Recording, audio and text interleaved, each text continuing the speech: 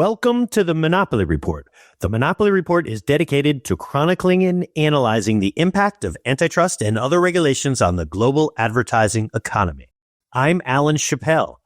I'm a privacy and regulatory attorney and have worked with hundreds of digital media and ad tech companies over the years and taken over 30 of them to exits. I also publish a monthly regulatory outlook for digital media worldwide called the Chapell Regulatory Insider. You can find a link to a sample copy of the Chapell Regulatory Insider in the show notes. This week, my guest is Professor Jess Miers. Professor Miers is a visiting assistant professor of law at the University of Akron School of Law. A lawyer and technologist, Jess focuses on the intersection of law and technology with recent research and scholarship centered on generative AI. Jess is recognized as an expert in U.S. online intermediary liability law and has extensively written, spoken, and taught on issues such as online speech, Section 230, content moderation, intellectual property, and cybercrime. I will place Professor Miers' complete bio in the show notes. Today, we're going to talk about age verification, particularly in the context of protecting kids. There are governments worldwide who are leaning into age verification as their go-to solution for what they see as the problem with social platforms and kids. So Jess brings a unique perspective to this debate. She's witnessed the evolution of age verification policy from inside big tech. She was at Google for a number of years. She's been through the advocacy trenches, as it were, while at the Chamber of Progress. And now from academia, where I'm hoping she can speak a bit more freely. So let's get to it. Hey, Jess, thanks for coming on the pod. How are you? I am good. Thank you so much for having me. I'm so excited to be here. Well, where are we finding you today? I am in Akron, Ohio, snowy Akron, Ohio. Ah, wonderful. I'm in snowy New York City, although I'm guessing that you guys get a lot more snow than we do. Yeah, we had about a foot plus a couple weeks ago, and we're supposed to get another batch of it this Saturday. So we'll see what happens. Oh, goodness. Good fun. Well, at least you're not in D.C. where they get like 3 inches of snow and then all hell breaks loose. That's right. Northeast Ohio knows how to handle this. Yeah. So, over the past several years, you went from being what I will lovingly refer to as like a policy nerd at Google and then at the Chamber for Progress to a law professor currently at University of Akron School of Law. I would love to hear a funny story about her transition from policy nerd to law professor. And which gig is more fun? A funny story. I love that. I've thought a lot about, because I have law students, so they ask me about what is my career been. And I've thought a lot about, which one is my most favorite, which one is the most fun. I think it's a complicated story. I think each one of the experiences that I had starting at Google, working in the big tech companies, kind of taught me how do these companies operate, to Chamber of Progress, where you get to go from that very narrow viewpoint of Google and you get to zoom out to how do all these different companies work. And how do they not work together in some really interesting ways as well? Each of these different companies have different interests. All the way to academia, where it's a totally new ballpark. I'm, kind of free to say what I want now. The points that I make, I'm not stuck to sort of the talking points of the companies. You're going to see a lot more of my personality sort of shine through. I guess a funny story from my transition from policy to academia. I'm not sure if it's like the funniest, but I think I had a natural end at Chamber of Progress. It was one of my last testimonies in the California legislature. And I use this story as a sort of, what not to do for my law students. But it was a heated testimony. We're talking about social media addiction, talking about age verification, all that stuff we're talking about now. And one of the California legislators had remarked something about my tone being too aggressive. I was really struck by that because not only was I kind of just doing my job and explaining the law, explaining how these things are going to affect our partner companies, but I was also on a panel of all men. And coming from one woman professional to another, it didn't sit right with me. And so the 20-something that I got out of that testimony, I was angry and I tweeted about it. And I tweeted, shame on this California policymaker, kind of calling out another woman. And that caught fire. That went viral. And there was kind of this big hullabaloo around, should Jess Miers be allowed to testify in California anymore on behalf of Chamber of Progress? Well, a few weeks later, I had gotten accepted. I got an offer from the University of Akron School of Law. So it was kind of this natural lesson learned. I shot off my mouth at the wrong time, but it's okay because I'm going to a place now that'll let me sort of speak freely anyways. So yeah, cool transition. I love that story. So look, I'll just tell you, like I've operated my life where there are definitely some moments that in retrospect, I would like to have back. But that happens way more often when I hold my tongue than when I don't hold my tongue. And so I don't know what the right answer was in that particular situation, but 99 out of 100 times I would say, boy, good for you expressing how you feel.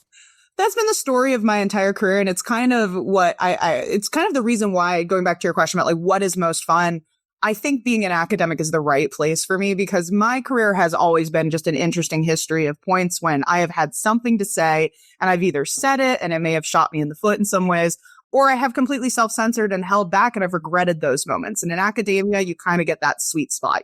You can't say anything that you want, but you're pretty much free to speak the things that you care the most about. Well, I mean, and wonderful and good for you that you found a place that you can be you. Because that's a gift. Yeah, I love it. I'm loving what I'm doing now, about a year and a half into teaching. And this, I definitely think this is the place. Well, that's great. So the topic today is age verification. And before we jump in, I wanted to talk a bit about the underlying set of problems that they're trying to solve with age verification.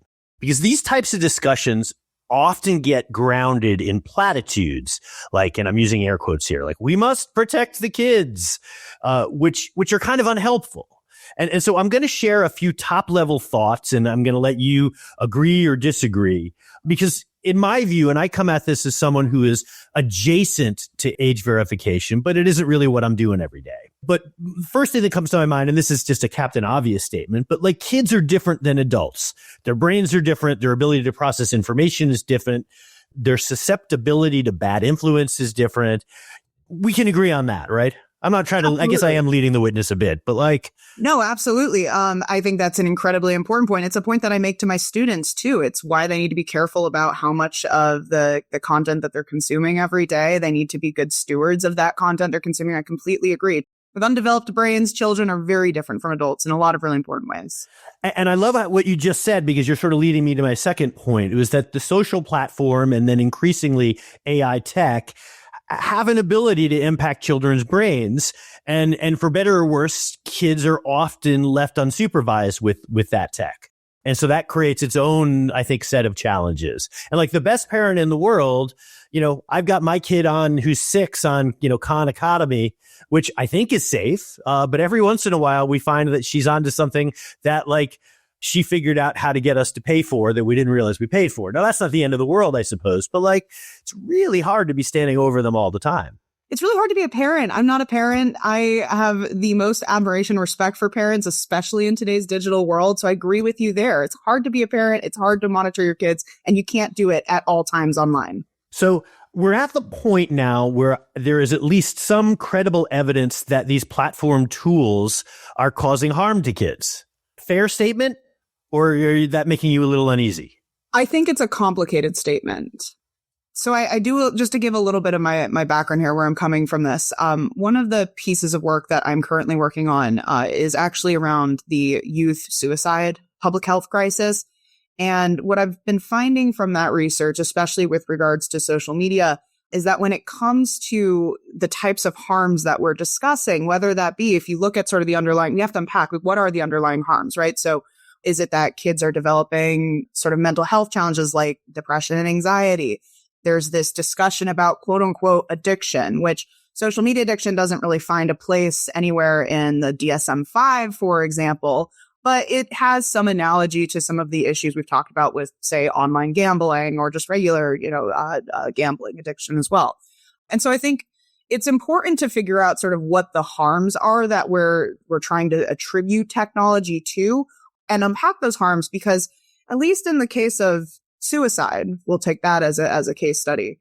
there isn't one singular cause. Mental health experts, clinical psychiatrists all sort of seem to coalesce and agree around that point, that there's not one single point of harm. And in fact, what we're finding with a lot of these types of mental health challenges that we are attributing constantly to social media is that they actually stem from things that are a little bit more broad, like they're the individual level, some of the individual struggles that they might be dealing with having nothing to do with technology, environmental struggles, community struggles, or lack of resources. So that's where I would not want to say, no, that is wrong. The social media and technology doesn't have any impact whatsoever. But I want to be careful about drawing a direct causal link because it's a more complicated question. Yeah, I think that's a fair point. And I think one that sometimes gets lost, that type of nuance sometimes gets lost in these types of discussions. Well, okay, I had one last kind of overarching thought as we answer this, and that the records of the social platforms to address, we'll just say broadly, the kids issue has been a little mixed. I think there's been some instances where there's some kind of interesting stuff that's being done. There are some instances where it really doesn't seem like they've gone far enough. And I think there's even some instances where it's like, okay, guys, you might want to get started with some of this stuff. I absolutely agree with that. And that comes from my point of working. I've now seen a wide array of approaches to helping mitigate some of the issues we're seeing with kids using technology. And I've seen this with small companies, mid-sized companies, larger companies that have more resources. Again, and because we're dealing with a complicated set of harms, we're dealing with kids, which they differ. One 15-year-old kid is going to be very different from another 15-year-old kid. And what sort of triggers them and what sort of might trigger underlying harms are going to be different. And so those approaches to those issues are going to be sort of widespread and dependent on lots of different factors that are at play with these tech companies. Yeah. Yeah. No, fair, great points. Okay, so now we've got governments, in their wisdom, they're attempting to step into a perceived void, because there is something, like they feel like they need to do something here. And so I would love it if you would walk me through what's taking place in the following jurisdictions. And I'd love to start with Australia, because I think they were the first to just out and out ban social platforms for kids under a certain age. Yeah, that's right. So, the EU, the UK, and the US have been sort of dancing around this idea. They haven't wanted to sort of outwardly say, look, kids under 16 or kids under a certain age can't use these services anymore. Australia is one of the first approaches we've seen where policymakers have made very clear those who are under the age of 16, it's not just that they can't have addictive features or quote unquote addictive features. They can't have content targeted to them. They cannot use these services, period. And so what we've seen in Australia so far is sort of this mass deplatforming or removal, if you will, of accounts that are perceived to be held by users that are under the age of 16 in Australia. And that was fairly recent. So we're still sort of waiting to see what is some of the impact and consequences of that policy. Is there anything initially that we can kind of pull out of what Australia has done, or is it just a little too soon? We're pretty early. I've been following, and again, this kind of ties back to a little bit of the mental health crisis research I've been doing specifically with regards to youth. I've been following actually Reddit to see if we can find any accounts from users who would be considered in that under 16 category. And there's actually quite a few. They're using VPNs, of course, to get around the service bans. And you are seeing discussions among what appears to be young people really feeling that loss when it comes to the services that they used to use to find community, to be able to find social spaces. And so you're seeing sort of that obvious point of view where the kids are not happy about it. And that makes sense from a lot of different perspectives. I've also seen, and again, these are sort of accounts, I'm not sure if they've been substantiated yet, but accounts of potentially even adult users who have lost their ability to have access to their services, either because their account is giving signals that they're under the age of 16, or they're not able to or not willing to verify that they're above the age of 16 for some of these services. And that's not particularly surprising because we have seen evidence of, at least with some of these age verification companies, evidence of adult users consistently being mistaken either by, typically by the biometrics processes, the facial analysis processes, being mistaken for somebody under the age of 18 or under 16 and losing access to these services as a result. So right now, I think to sum up what's happening in Australia, you're seeing sort of this mass removal of people, minors, and I would argue also adults, perhaps on accident, from services, from communication services that they once had access to, and then sort of this trickle down loss of community and other types of supportive resources that follow from those services as well. So I focus mostly on Australia. I would love to get your take on what's taking place. Well, we'll start with Europe. I mean, the UK, France, I just saw something where Spain is talking about, or at least has introduced legislation. I mean, that might be a while. But there's certainly initiatives underway in Europe. And what's your sense of what's going on there? Yeah, so Europe has been a pretty fascinating jurisdiction to follow in terms of the age assurance and age verification discussion. What you'll typically see with Europe and the UK are discussions around what they call age assurance. So they try to sort of dance around this topic of verification in that they suggest, look, it's not necessarily that we need these services to collect the IDs of these users. But if there are signals from the accounts on these services that suggest that a minor is that a user is under the age of 18, they should lose access to specific features of the service itself, not necessarily full removal, but maybe they don't get targeted feeds anymore. Maybe they can't have access to their direct messages.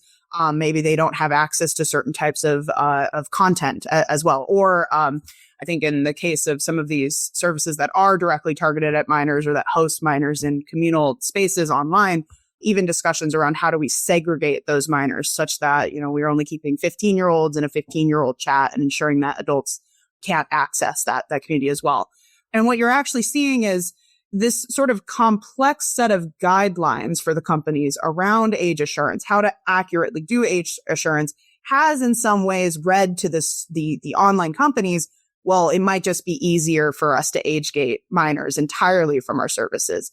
And typically the focus in the EU and the UK is around things like adult content. But what you're actually seeing is sort of a wider spread because of this uncertainty around, well, what is adult content? What is content that's inappropriate to minors? And so that's why you've probably seen companies like even Spotify have moved to try to keep minors from accessing Spotify, or, Microsoft, I think the Xbox service had put in age gates, I think, at the very early stages of the EU age assurance to ensure that minors couldn't use those services. So that's kind of what's playing out in Europe. It's more of a guideline structure that the services are trying to follow that is more translating into, it's, in my opinion, more like a ban that we're seeing in Australia. And then you're seeing that again carry over into the United States as well.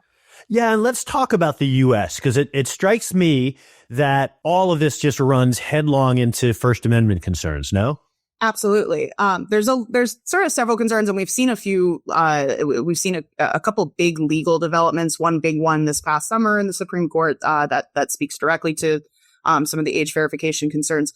But I think what's important to flag here, since we're talking about all these different jurisdictions, right? You've got Australia that's banned minors. You've got EU and the UK that has sort of this, what Eric Goldman, who's a professor who studies age verification, calls, these segregate and suppress infrastructure laws.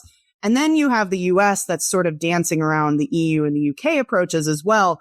It's not a surprise to me that you're seeing the internet services sort of coalesce around this one type of response, which is, in effect, minors are risky to have on our service, regardless of the features that they interact with, regardless of the features that we restrict. It's probably just easier to ban them all. Again, similar to the Australia approach, even though that's not quite what the laws are requiring on their face. In effect, that's different. Right. But it's not just the law. You've got the state of New York and a bunch of other jurisdictions who are saying, you know what, whatever you're offering to kids is insufficient. And so we're going to come after you. Exactly right. And you're seeing that across pretty much, I would say now, all 50 states. And you're seeing sort of this Australia-based approach, EU-based approach, UK-based approach, all sort of different, these different approaches in the different states. And again, signaling to the internet services, we're not going to have a Virginia version of Facebook. We're not going to have a Virginia version of California or an EU and Australia version of Facebook. Again, if the issue here is minors, it probably makes sense to just keep minors out at the very start. In the United States, a lot of these laws, I was just sort of explaining to my students who we just listened to the Net Choice Scrimetti and Net Choice v. Yost oral arguments about age verification a couple of days ago. And I was explaining to them, we've seen sort of like a different variations of age verification throughout the United States. this first sort of attempt from the states was, I would say, more blatant. And that's that Ohio is a good example of this. Their age verification law that's currently being challenged, where you're seeing at the very beginning, you saw states sort of say, look, internet services have to verify if they have minors on their service or not. And they have to restrict certain product features, certain services, even the service themselves, from minors if they detect or if a minor verifies on that online service. And that, to your question about the First Amendment, is what I would say is most facially obvious here, right? We have, since the 90s, the Supreme Court has sort of said age verification restricts access of information from adults to information they are entitled to access. And that is repugnant when we're thinking about the First Amendment. That offends the First Amendment. Recently, we had this Supreme Court case in FSC, Free Speech Coalition v. Paxton, that has sort of undone that. We can come back to that later. But sort of that first approach to age if you are obviously on its face, the law is saying, look, you must conduct age verification to ban minors from your service. That's not going to work under the First Amendment.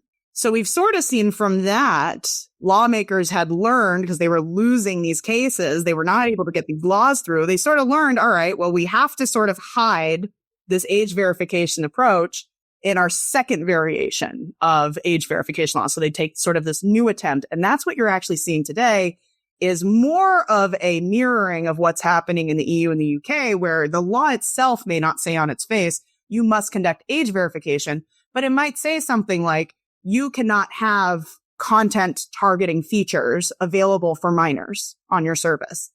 And in itself, it sounds like, oh, that's just a product feature. That has nothing to do with speech, right? It might not even use the word content. I'd say something like notifications, right?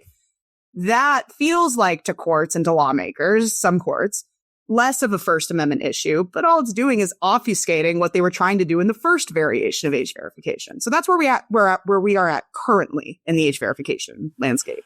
But the challenge there, I go back to New York, but like, if you do not create some form of safe harbor that says, if you do X, Y, and Z, we can't come after you, then you're really, it's an age verification requirement. Absolutely. And even then, sort of the X, Y, and Z, if you were to put in a safe harbor, the way things work in the United States compared to the EU, I mean, we are very litigious in this country, where we give plaintiffs a lot of tools and a lot of leeway, again, compared to the litigation environment in the EU and the UK.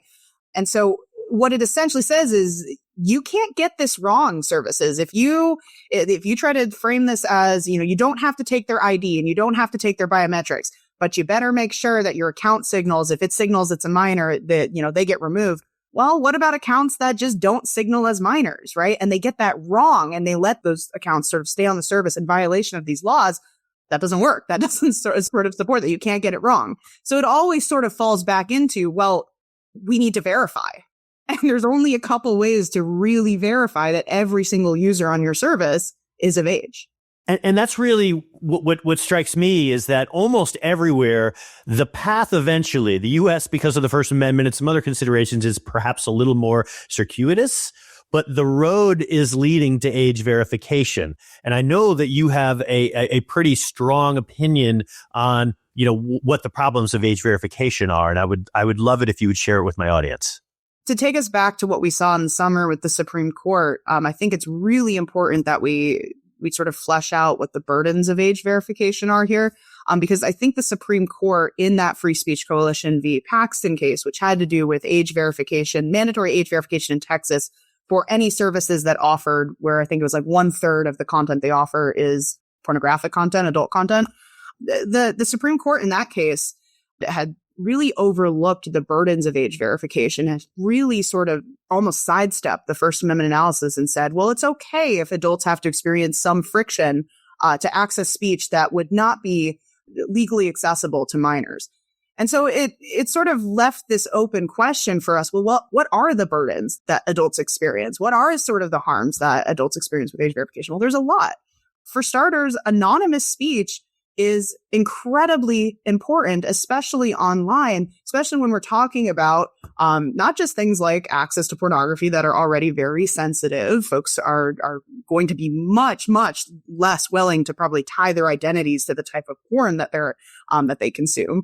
But also if they're engaging in sensitive conversations, especially under today's administration, where some of those sensitive conversations could potentially get you arrested or killed, as we've been seeing. What age verification effectively requires is that for you to be able to continue to engage online with these services, whether that is, again, accessing something like adult content or just using your Facebook account to, use your First Amendment rights to protest the government, your identity is going to be inherently tied to that use or that expression. There's only a couple ways to verify somebody's age, and the surefire ways right today are a government ID, or as we're seeing some services do, facial biometrics that try to scan your face and guess your age. So there's sort of this loss of anonymous speech.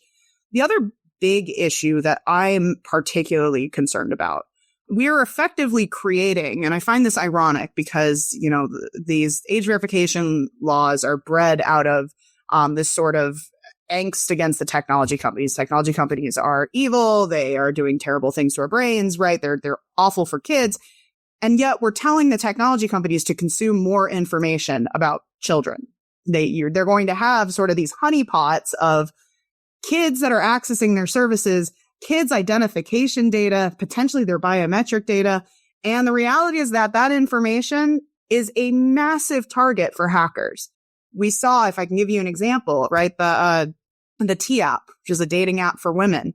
I believe that was last year, a few months ago last year, was hacked. And the identities of these women, their licenses, their government IDs, their addresses were released. And what we saw the days following, folks on 4chan were creating quote unquote rape maps for these women, doxing them, using their addresses, using the things that using the information they were able to get from this breach. And so, we're sort of left to ask ourselves, like, how much do we trust these companies that we have for so long said are terrible about our information, especially in a country where we don't have a federal privacy law in place to begin with, to deal with these companies collecting this extra information and creating a massive target, not just for adults, but for the kids themselves that now have to identify, and their parents who will have to identify in order to allow them to use these services. So it's a massive honeypot as well. Yep. And then does all that information magically vanish once the kid turns 15, 17, 18? Probably doesn't. Depends on the policies of the service, right? Again, like we don't have a federal privacy law to deal with this in the United States currently. You would think that's probably the first thing we would do before we venture into these mandates. It depends on the policy of the services. Now, some of these state laws are trying to build in mandates that the service only retains that information just for verification and then it's gone. From my time working at the tech companies, there's not really such thing as completely gone when it comes to data. There's not really such thing as complete removals. There's a lot of reasons why companies retain information. And so you kind of, again, we're left to hope that the policies and the retention policies of these services are properly implemented and that data is removed. But consistently in these data breaches, we've seen that's not the case. Well, and also there's actually legitimate reasons why they might need to keep that information. For one thing, sooner or later, if you have that policy, somebody is going to say, hey, you allowed my 14-year-old onto your platform. And so I'm suing you. And oh, by the way, this is 5 years later. So you are going to need to keep some of that in order to defend yourself. Absolutely right. Yeah. I have a little bit of a personal bias. I married a wonderful woman who was born in Nicaragua. And so one might imagine, like, I don't know how much I wanted out there ethnicity to the point where somebody can come after somebody that I love. Right. And, to that point as well, I think about this a lot with parents with kids, because, again, it's not just going to be if you have decided as a parent, which is you're right. No, I want my child to be able to access these services. I want my child to get some form of media literacy and digital literacy training. And it's important that they use these services, wisely. You are going to have to tie your identity to that child as well for many of these services. So that will require not just information about your child, but yes, information about you or your spouse as well that will also be collected. So again, it's so ironic to me in this day and age where we don't trust tech companies. What we're effectively mandating them to do is to collect more information about our children and their families. So, some of this is just, to coin a term of a friend, bonkers. Mm-hmm.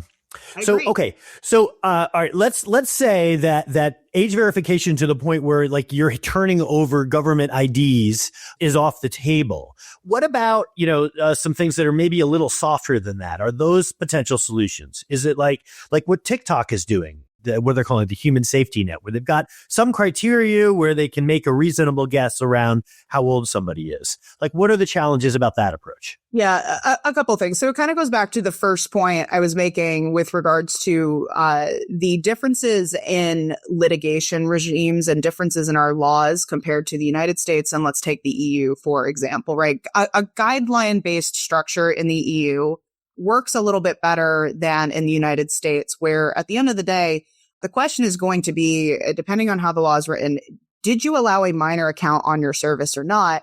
Should you have known that this user was a minor? Did you know or should you have known is typically the standard when we are when we're considering whether the technology company acted appropriately towards that account. And so I'm pretty skeptical of these assurance approaches like TikTok's because, for starters, right, people are different. There's very precocious 15-year-olds that might be using their account maybe just for research purposes. And that might give their account might give certain signals that this is somebody who is an adult. You also have adults who engage with content that might be traditionally reserved for minors, right? Like there's all sorts of these sort of cartoon fandoms out there, maybe for cartoons that are typically enjoyed by minor groups, that adults enjoy too. And so you have sort of that reverse of I'm sure there's an entire Reddit community dedicated to SpongeBob SquarePants. Absolutely. And how that's really an adult cartoon. Absolutely, yes. And so then you have, sort of these reverse signals that this account that is engaging with SpongeBob SquarePants, for example, might be a minor account. And then that adult user loses access to those services because they are sort of coded as a minor. So there's a lot of ways that the services can get this wrong. And the worst case scenario is the worst case scenario for the technology services is that they allow minors in a space that they are claiming to be sort of an adults only space. And now you have a bunch of adults accessing minor accounts.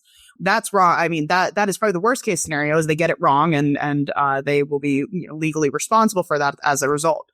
The second, I would say, sort of worst case just for society is that more of us are going to lose access to these services because these internet services are going to be so risk averse that they're going to be more willing to just remove counts and block features first until you have proven, then usually through a verification process, that you are the appropriate age for that service. Yeah, and I have some visibility into how some of the social platforms adopt LGBTQ plus communities because there's oftentimes just naming yourself on social media is a choice and and sometimes it's a necessity because you might want to hold yourself out differently there than you do, for example, with the rest of your high school. Absolutely. And so it's a huge set of challenges. Absolutely. I mean, again, that kind of ties back to even our right to being anonymous, our right to having anonymous speech, our right to present ourselves the way that we prefer to present ourselves. And so, yeah, I think that's a really good point of, especially for LGBTQ plus individuals who are living in states that are not as tolerant, as let's say a California. Outing yourself it could be deadly, in some cases for these minors. Yeah. Okay, so I guess I'm left wondering, are there tangible solutions to this problem? Because if we're going to say age verification is just has too many inherent risks, particularly in the US, if we're saying like the light verification, kind of the thing that TikTok is trying to do, that seems to be out too. What are the solutions here? I've thought a lot about this. I hate to be that person, but from my time, I've now seen this at different angles. I've seen this from working directly inside the tech companies. I've seen this from, working for many, working as somebody who represents many of the tech companies at once. And I've also just seen this as a digital native who has grown up with the internet as well. And it sounds like a talking point, but I feel strongly about it. I really think this goes back to what are the underlying harms and how do we address those harms? Well, it starts with education. At the end of the day, we could take this one approach, which I think we're all sort of heading towards, no matter what we call it, which is minors should not be allowed on the internet. And I think that's a really bad idea for a multitude of reasons. One big one being, at least when we're talking about youth mental health and the youth suicide crisis, access to community is one of the strongest protective factors for youth. And so removing their access to community is probably one of the worst things that you can do when it comes to trying to solve some of these mental health underlying harms. I think what actually needs to be happening is, one, parents need to be educated on the tools that these services already offer that do allow parents to sort of monitor and implement appropriate safeguards for their children to be able to use these services. You had mentioned at the very beginning, it's really hard being a parent. It's hard to kind of keep an eye on your children's internet access 24/7. You don't have to. There's actually a lot of tools that these services implement now that will give you updates as to what your child is looking at and what your child is reviewing. And I think a lot of this stems from parents just not knowing what their technical options are when it comes to both monitoring what their kids are doing online, but also literally blocking kids from being able to access the things parents do not want them to be accessing. But then I think the second part to this is not just educating the parents, but it is educating the kids, because we are rapidly approaching this we're already in it, this digital media literacy crisis where kids do not know how to safely use the internet. They don't know how to safely use these services. They don't know how to safely consume information. They don't know how to process that information. We're not talking to our kids about, hey, all of these different, Instagram models that you're seeing. There's a lot of photo editing. It's a lot of not real. It's AI, right? And then they're taking this as real and their fear of missing out. And it's all the typical things that teens have dealt with for decades upon decades, just repackaged into a new media environment. I really think here the solution is not keep kids off of the internet. It's teach kids how to use the internet effectively and teach parents how to use the internet effectively. Who pays for that? Right. And so this is one of the things that I ran into when I was, working for Chamber of Progress. We had talked about a digital media literacy bill in California. And it ran into issues because it's going to require the state to pony up a lot more money for education. And we currently live in an administrative regime right now in the United States that isn't exactly excited about funding education. And so it come down to the state and the government. Just have the data brokers pay for it. That's what California seems to want to do these days. Right. If it comes out of the government's pocket, it's no go. But what we're finding, and at least what I'm consistently finding in my research about youth suicide, is that there are a lot of solutions that the government should be supporting and pursuing that it has consistently not and has consistently avoided for the past several decades. So I want to shift just briefly.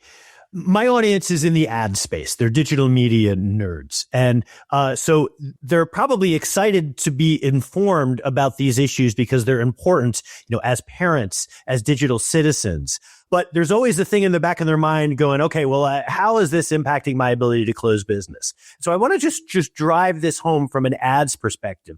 Not exactly the same issue, but similar. So for 20 or so years, actually longer than that, you've had COPPA, where, anybody under 13 and, okay, I get what that means. And really mostly let's face it, that's Disney and Nickelodeon's problem. And so, okay. And then from an ads perspective, you know what directed to children, a digital property that is directed to children. I don't always agree where they land.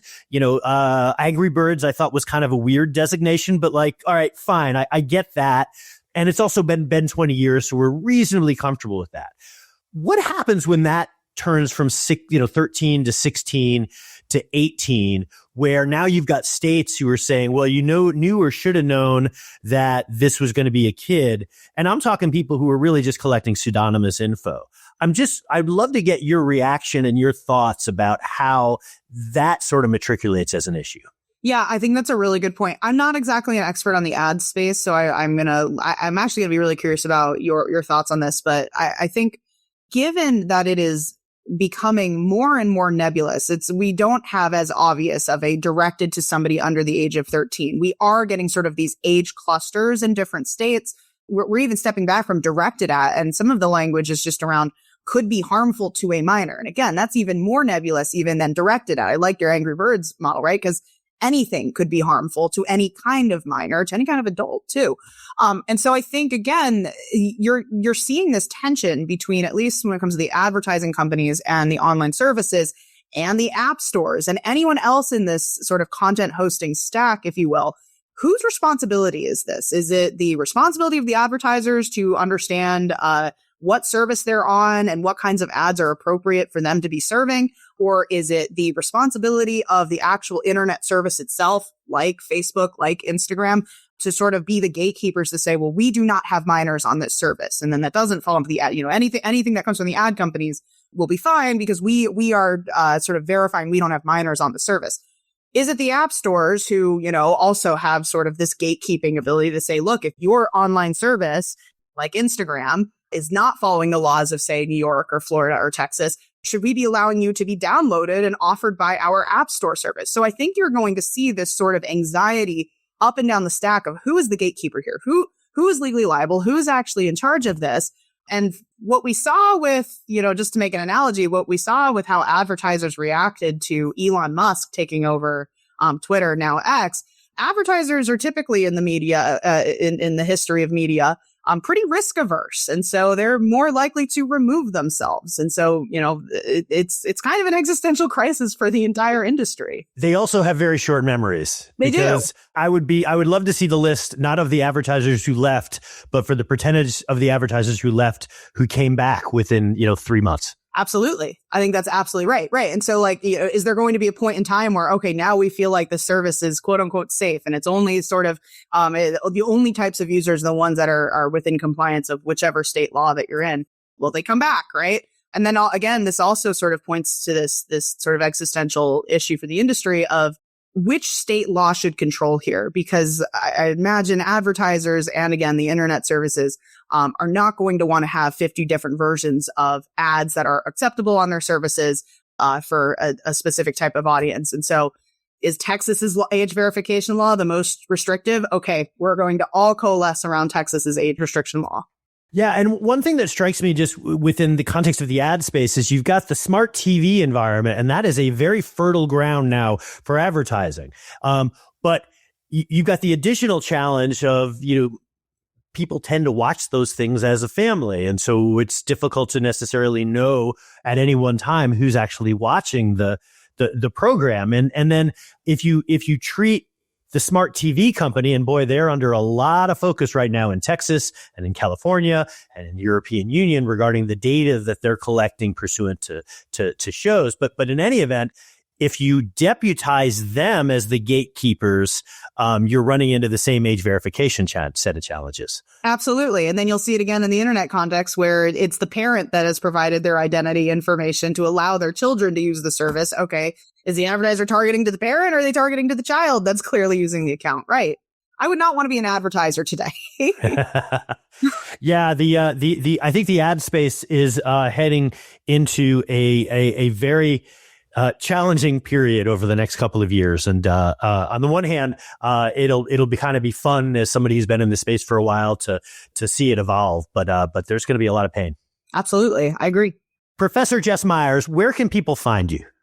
Which I guess is kind of a creepy question to ask now that I think about the way I just phrased that. As much as I yell about privacy, I'm actually all over the internet. I have very open social media accounts. So you know where you can't find me? That's probably a better question. I am not on X. It's my personal opinion to boycott X. So I've moved from X over to Blue Sky if you want to sort of see my updates there. I blog at controlaltdissent.com. You'll sometimes see me pop up on Tech Dirt. I'll be posting there. Eric Goldman's technology marketing law blog. But I'm all over the internet, except for X these days. Well, fantastic. And I would echo your concerns about X. I've sort of quietly left. Look, people have to make their own decisions. You do you is my mantra. But boy, if you're not going to draw the line at CSAM, I'm not sure what to tell you. Jess Miers, thank you so much for coming on. Thank you for having me. This was wonderful. That was a great conversation. We're seeing a worldwide movement to restrict minors' access to social media and online services. And the stated goal is protecting children from mental health harms, addiction, and inappropriate content. But as Jess pointed out, the relationship between social media and youth mental health can be complex. I have trouble laying all of these issues at the foot of the social platforms. And I agree that mental health challenges stem from multiple factors: individual circumstances, environmental stressors, lack of community resources. So technology is only one variable among many. But I'll also acknowledge that social platforms and AI chatbots are exploiting and at times manipulating kids, and that user education is only going to take one so far. That said, I tend to think that age verification is just not the right solution. Its impact is limited. There are downstream problems created by age verification. And the last thing I want is to blow up the idea of using the internet anonymously and requiring that we hand over even more sensitive information about ourselves and our children to these large platforms. As I mentioned on the podcast, I'm still looking to Australia to see how their experiment with age verification plays out. Maybe we can learn something from their successes and failures. I appreciate that Jess came here with some solutions. Education of both parents and kids, better platform tools, more awareness of the existing tools to protect kids. All that education costs money. There's also an underlying mental health crisis impacting kids. Now, exactly what percentage of that crisis is directly attributable to social platforms and AI chatbots is certainly debatable, but equally, the impact isn't nothing either. For my audience in the ad tech space, these sets of issues may seem very far away from your day-to-day work life. In reality, children's issues and age verification are going to start hitting the ad space very soon. For over 20 years, we had COPPA providing clear guardrails. Don't target kids under 13 or on properties directed to children. That approach was manageable.